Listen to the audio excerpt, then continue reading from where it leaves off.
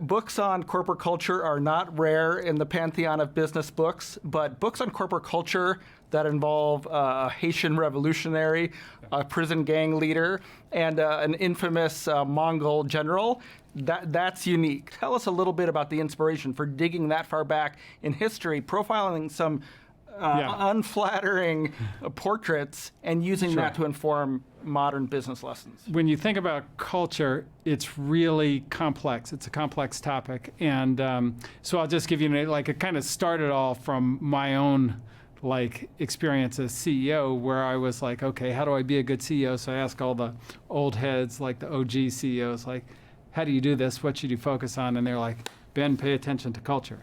And I'm like, okay, got it. What's that? How do I do that? And stuff got very vague. And I always wondered, well, why was it so vague? How do you do it?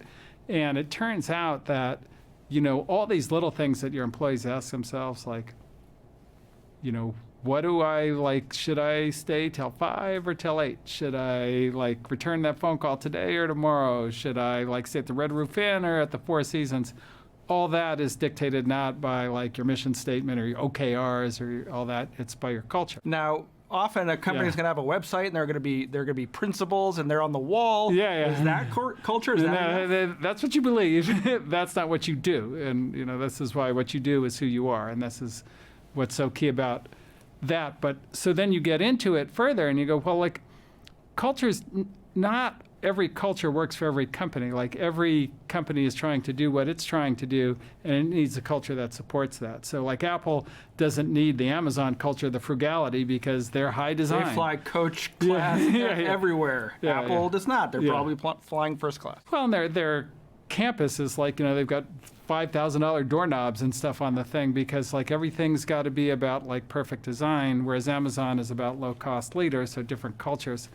And so that kind of got me into, in order to write this book, I really have to understand, who solved the very hard cultural problems, and also make those examples from, really different things, so you open your mind up. You're not just I'm in Silicon Valley, I'm getting these people with STEM degrees and so forth. You have to think about your people from first principles. What do they walk in with? And building a good corporate culture, you have to be harsh sometimes. So you tell the story of Reed Hastings transforming Netflix from a DVD to a digital company, and he stops inviting the DVD executives to meetings. Yeah. Does to the executive staff, the most coveted meeting in the whole company. I'm sure they're not happy about that. So to what extent do CEOs need to, to be tough and sometimes even cruel to create a good corporate culture? Well, look, sometimes it's necessary, and you have to be careful, right? Because is the cruelness out of intent for to be sadistic, or is it to demonstrate the priority or set the tone? Here, I find people $10 a minute for being late for a meeting. It's well, that person, she had to go to the bathroom. Why are you fining her $80? People got to go. You got to go. But it's the cultural point is we really value the time that entrepreneurs have to spend building the companies, and so we plan to do everything from finish our phone calls to go to the bathroom to whatever, and we are on time to that meeting. And that's more important than how unfair that particular fine was for that person. As I was reading the book, I kept wondering, are great cultural creators of corporate culture, are they educated, or is it instinctive? For example, did Bezos and did Reed Hastings at Netflix study this, or did they just have a sort of implicit understanding of how to build these cultures? Yeah, that one of the reasons I wrote the book is I don't know what you would study. It's tricky. I mean, I ended up studying Toussaint Louverture, right? And we have to study the Haitian slave leader who you write about.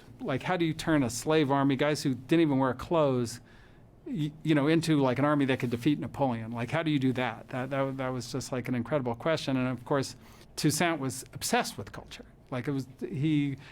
Every aspect of his thought process always went through this cultural lens. As a leader, you can pick up on things like that and understand these examples. But I think, a lot of it is kind of naturally understanding how people are going to behave. If if you do this, then they're going to act like that. But Toussaint is interesting because he's not perfect, right? He becomes a slave leader himself. Yeah. He asks his soldiers to be monogamous, and Yeah. he is not.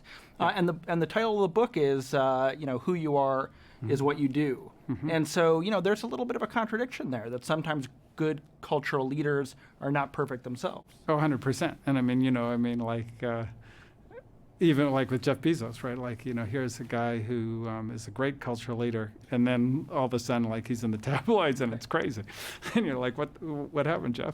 But like that, they were humans. I don't think there's anybody that's 100% end-to-end, and that's what like the difference between people who get, massively criticized for their cultural flaws and people who get, super praised is a lot thinner than you might think on a lot of these things. But, it's what you do organizationally, right? Like, what does every person do? How do they all behave? And, is that who you want to be, or is that far from what you want to be? And I think that, and the other thing is it changes and evolves, like over time. Like, you can have a good culture and lose it.